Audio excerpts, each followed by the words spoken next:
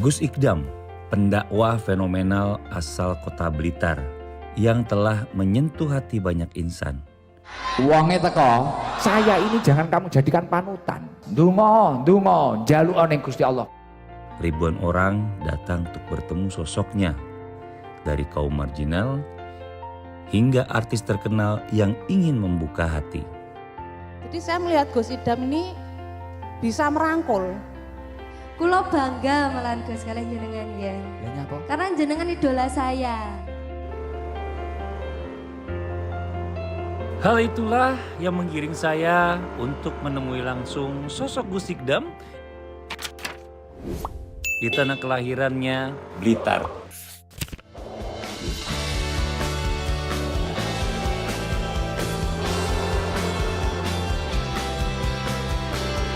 Kedatangan saya di kota ini menjadi warna baru dalam petualangan penuh inspirasi. Udah sampai di kota Blitar.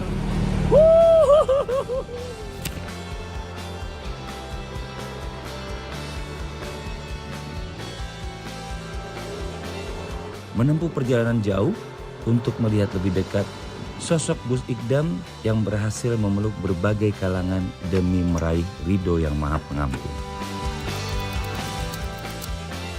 Kita akan mengunjungi titik di mana ia memulai langkah dakwahnya yang sangat ditunggu-tunggu oleh banyak orang.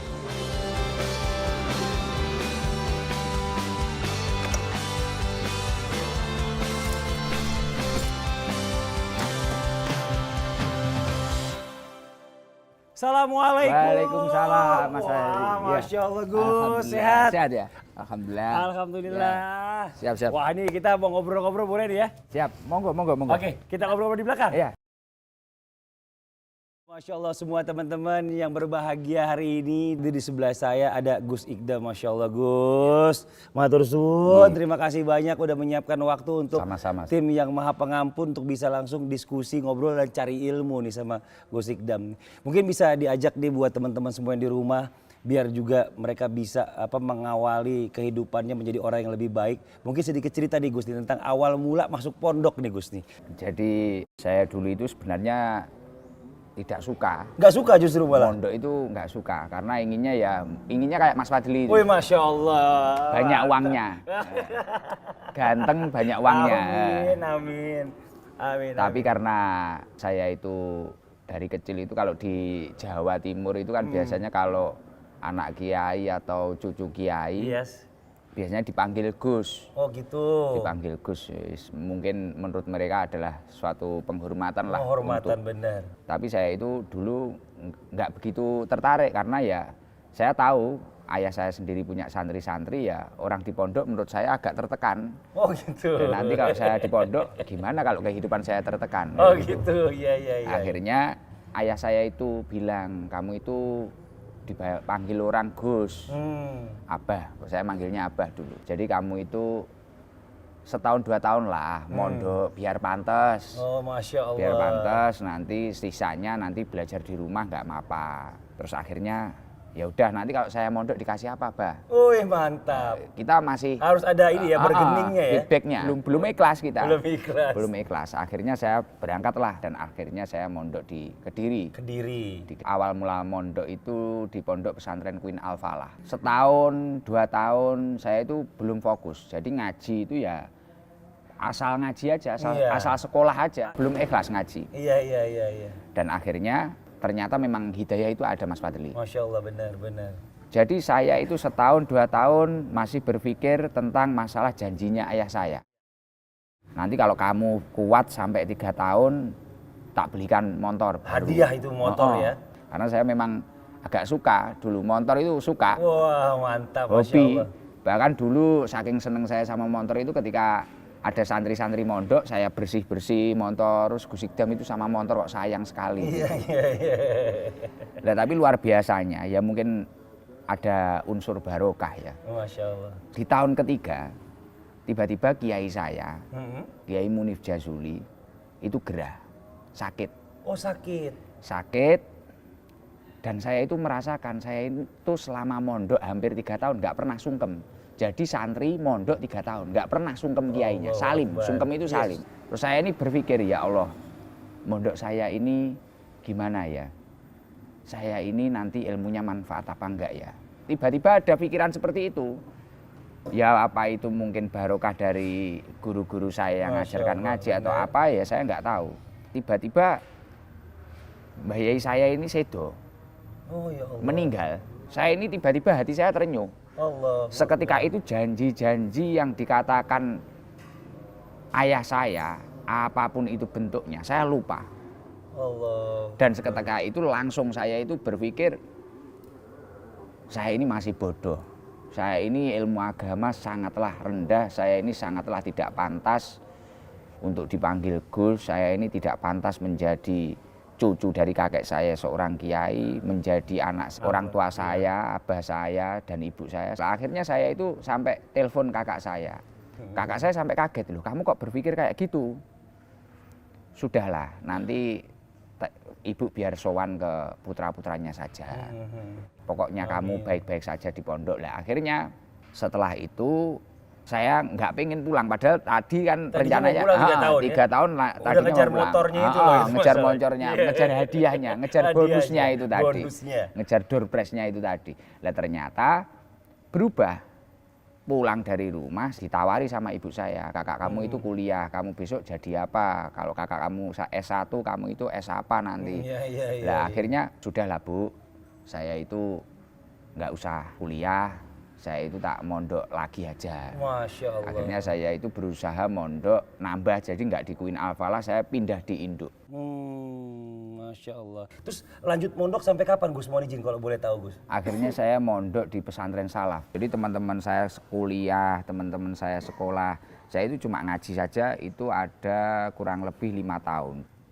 Dan saya cuma diem aja karena merasa banyak dosa sampai kurus, lebih kurus daripada sekarang.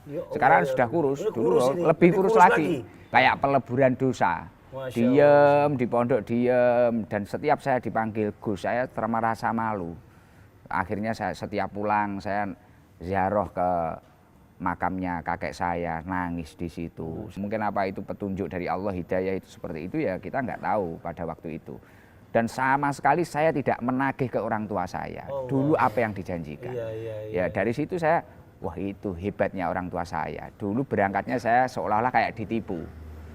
Tapi setelah itu malah saya kasihan sama orang tua saya. Ya Allah kok punya anak seperti saya. Allahu Akbar. Ya itu tadi karena ya Allah saya ini harus tirakat kalau bahasa orang Jawa Timur ya. Merubah hidup saya karena saya itu dulu tidak ikhlas lah gitu.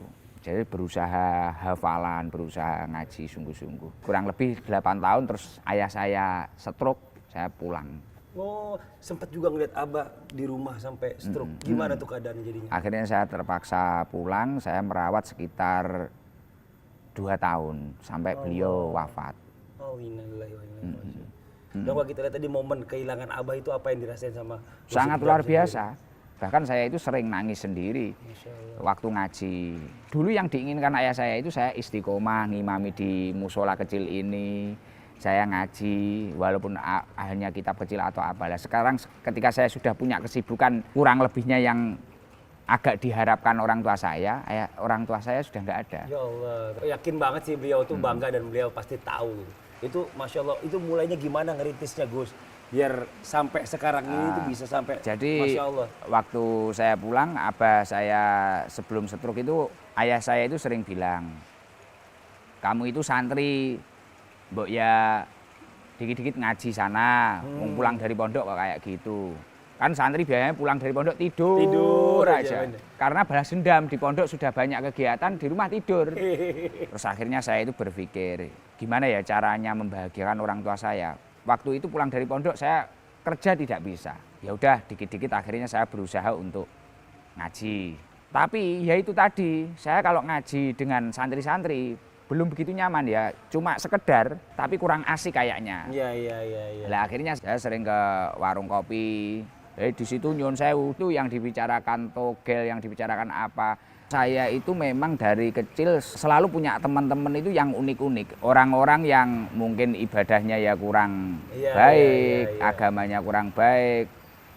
Dari situ saya membaur ke mereka. Betul. Walaupun saya itu tidak ikut nogel, tidak ikut apa, saya menikmati. Wow, di luar pesantren Keadaan itu begini keadaan ya? begini. Ketika saya di pesantren kan saya nggak tahu. Nggak Mungkin, lihat. dan ternyata kok di luar itu orang itu wah ingin dapat rezeki, ekspektasinya itu Bener. sampai ikut lotre, Iya, ikut iya, togel, iya, ikut iya. apa. Oh ya di sini, PR saya itu di sini. Di mana saya harus menerapkan ilmu yang saya bawa dari pesantren ya di sini. Masya Allah. Akhirnya dikit-dikit kadang tak ajak ziarah wali. Iya, iya, Ke iya. Ampel, ke Surabaya. Biar apa tuh Gus? Ya biar berkah rezekimu. Dulu awalnya gitu. Lambat laun dari situ munculnya Sabilul Tobah. Masya Allah. Akhirnya dari beberapa anak 7 anak ini tadi, Gus, kalau 1 minggu 2 kali gimana? Oh mereka yang minta Mereka yang minta. awalnya. Kita ngaji.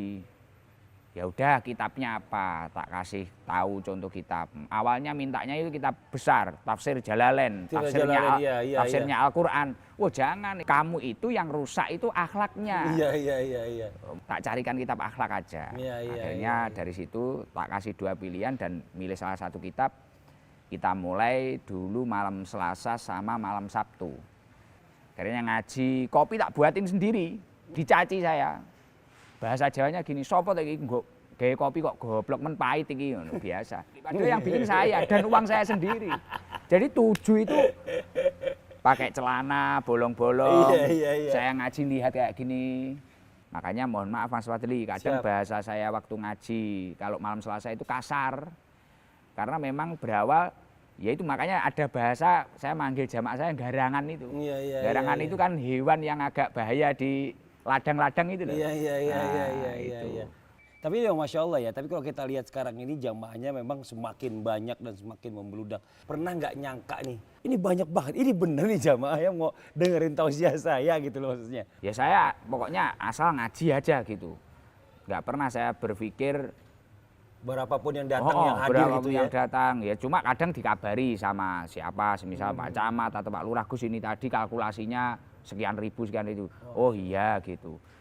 Karena saya sendiri sampai detik ini kadang merasa belum pantas. Saya itu kan sasarannya memang anak-anak jalan-jalan itu Iya, loh. anak jalanan. Awal mulanya. Loh, sekarang kok ada ibu-ibu, bahkan kadang ada yang kiai juga. Jadi kita itu nggak nyangka. Masya Allah ya. Ini berkah bukan dari saya. Ini pertama berkah dari guru-guru saya, dari kakek atau orang tua saya, dan berkah dari keistiqomahan. Masya Allah. Artinya ketika jemaah Sabilul Tobah itu mungkin enak, ada orang baru enak, sambutannya iya, iya. enak, welcome enak gitu, ya orang akan nyaman di sekitar kita. Tapi saya dengar juga yang hadir itu bukan cuma hanya dari kalangan muslim. Bahkan non muslim sendiri juga banyak yang ikut hadir. Nah ini kan Iya. dahsyat tuh Gus. Bahkan kadang yang non muslim itu lebih istiqomah, Masya lebih Allah, ya. konsisten. Jadi misal duduk di sebelah sana, Iya. lebih konsisten. Kadang ya saya guyon nih kadang, ini non muslim ikut sudah 2 tahun nggak muslim ini. Saya gitu kan. Masya Allah. Gitu kan. benar. Jadi saya Guyonnya gitu sering ya. guyon-guyon pakai bahasa yang ringan-ringan. Iya, iya, iya, iya. Karena ya mengingat berawalnya dari itu tadi warung kopi. Warung kopi itu nongkrong Dan 7 orang orang itu- itu ya. Uang 1.000, 2.000 sangat berharga dan bahkan untuk mencari apa sampai kayak gitu. Masya Allah. benar. Saya itu dulu sering ditanyai nomor togel, ditanyai apa. Mau marah tapi ya janganlah, ini PR kita. Iya, iya, iya. Makanya saya itu sering dibully. Bahkan dari kalangan sesama Gus atau apa. Gus Ikdam kok berteman sama orang itu, wong kita saja menghindar. Loh, salah. Salah benar, saya setuju. Ah. Yang begitu jangan dihindari. Itu PR kita. Benar, benar, Kalau benar. kita itu hanya mencari ngaji yang mudah-mudah di masjid, di madrasah. PR kita itu malah gimana orang-orang yang belum kenal agama, masih punya hobi-hobi maksiat, yang garangan-garangan itu tadi. Iya, iya, iya, iya. Dan ini markas Sabilul Taubah ini sebenarnya kita lihat di sini wah di antara gebyok yang begitu indah ini. Ini artinya maknanya apa nih Gus? Kenapa kok saya bahasakan markas? Bahkan saya juga dikomentari teman-teman saya banyak. Biasanya kan kalau majelis itu sekretariat, atau pokoknya bahasanya resmi-resmi Bahasa biasanya. ya, betul. Ini markas ini ya, beda sendiri ini. Karena ya itu tadi berawal dari garangan-garangan orang-orang kayak gitu itu benar. biasanya apa? Nyun sewu. Kalau mau minum kemana? Ayo kita ke markas. Dulu kan di Jawa Timur itu waktu itu kan ada istilah 10.000 mencari teman. Iya. Artinya punya uang 10.000, iuran sama temannya, minum di mana. Bareng. Ayo kita ke markas, kemana? Lah, ini tak rubah. Di mana markas ini menjadi tempat fafiru ilallah. Kita lari kepada Allah. Menjadi rumah kedua kita. Dulu itu kan anak pakai kerudung, keluar malam-malam pakai kopiah, pakai sarung. Wah ini kemana? Wong anak muda kok nggak gaul. Anak muda itu ya ke alun-alun, mungkin pacaran atau apa. Nah sekarang itu tak buat biar tren. Aku pede ning markas. Tapi acaranya ngaji. Ya Masya Allah. Nggak minum, nggak narkoba. Bahasanya markas. Jadi memindahkan markas ini dalam pengertian negatif kepada pengertian yang positif gitu ya Gus ya. Dan ternyata alhamdulillah berhasil. Orang-orang itu agak pede. Aku ning markas aku. Mantap. Masalahnya ya saya itu dipandang sebelah mata.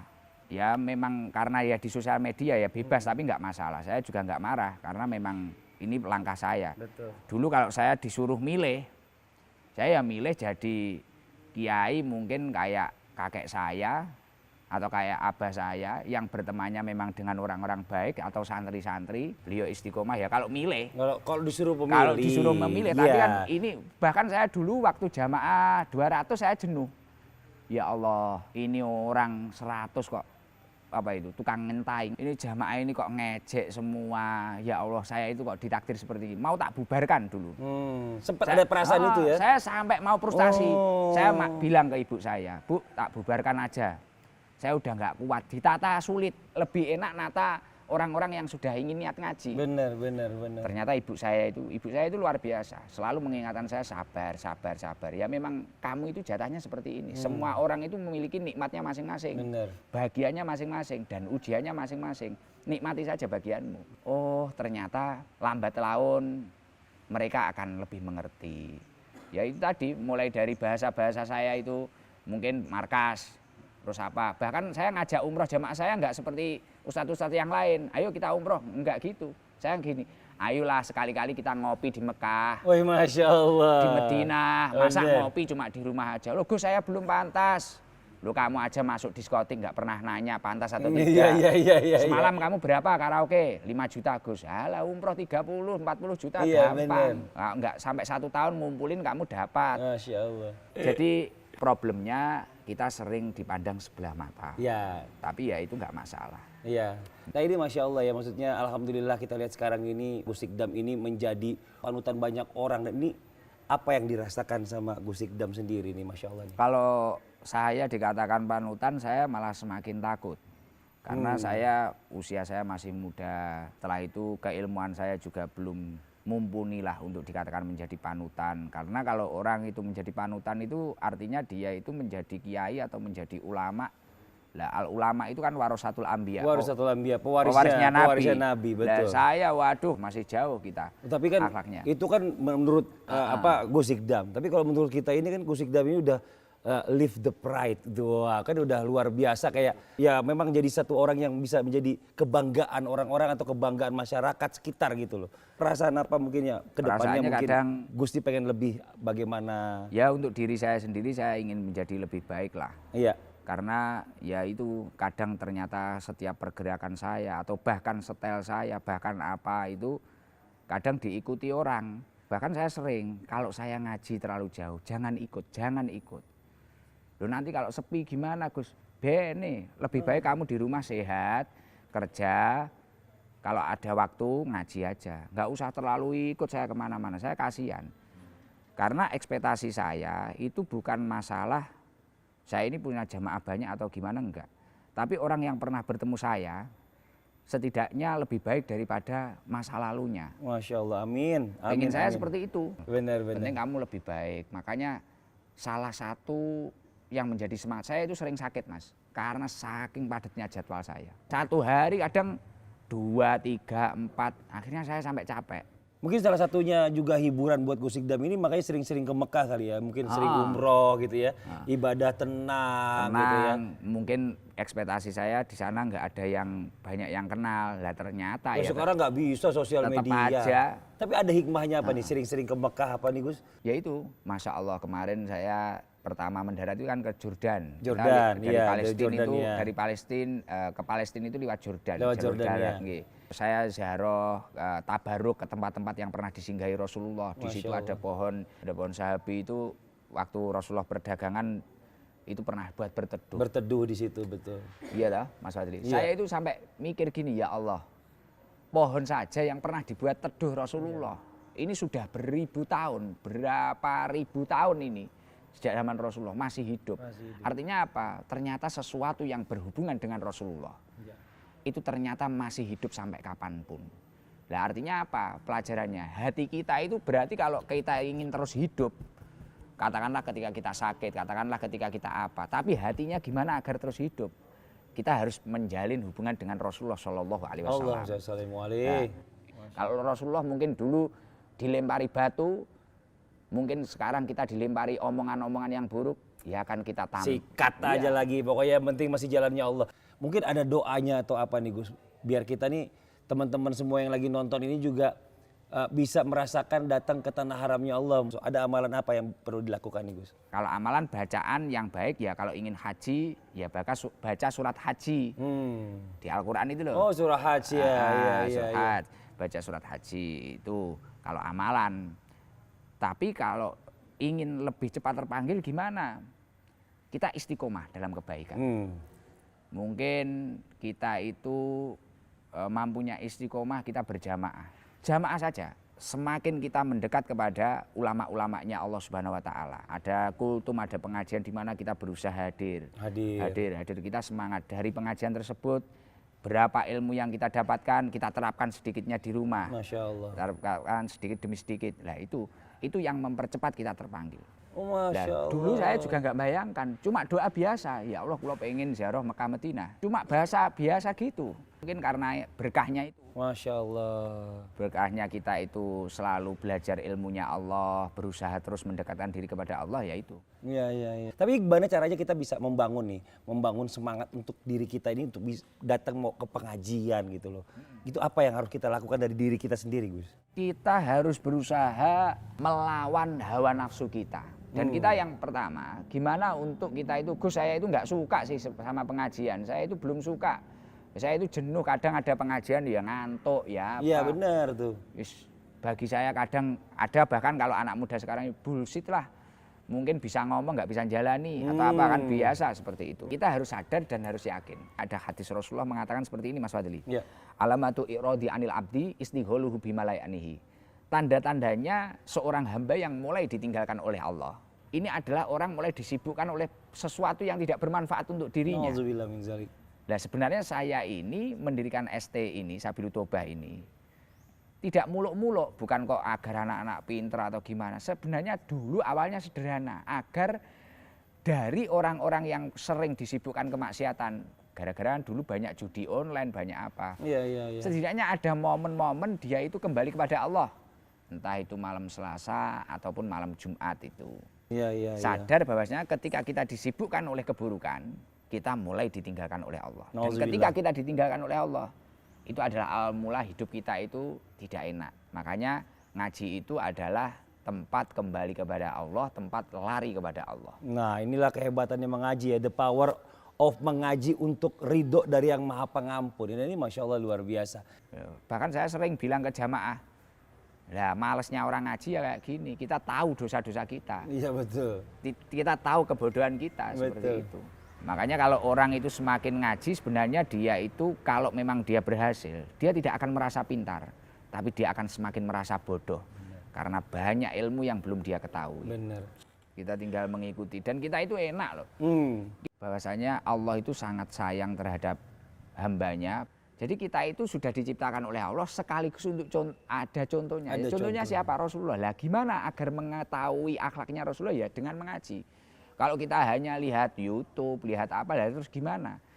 Makanya salah satu keberkahan itu ketika kita mendekat dengan orang-orang yang benar-benar ahli ilmu, mungkin di pesantren, mungkin di majelis, mungkin di apa, para ulama, para habaib, para kiai, itu penting.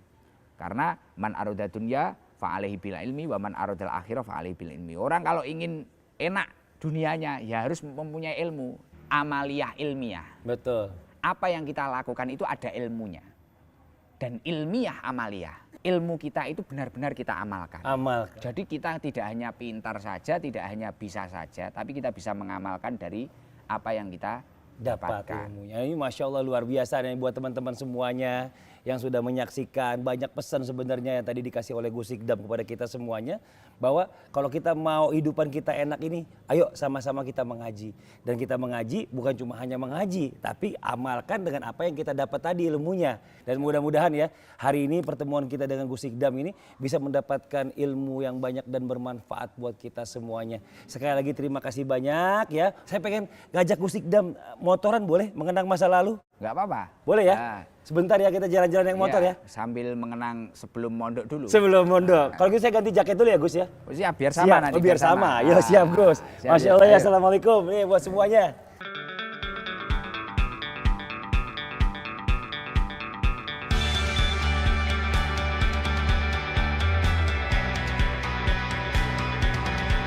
Perbincangan penuh manfaat bersama Gus Ikdam telah menyadarkan kita kembali betapa besarnya keutamaan mengaji demi mendekatkan diri pada Yang Maha Pengampun.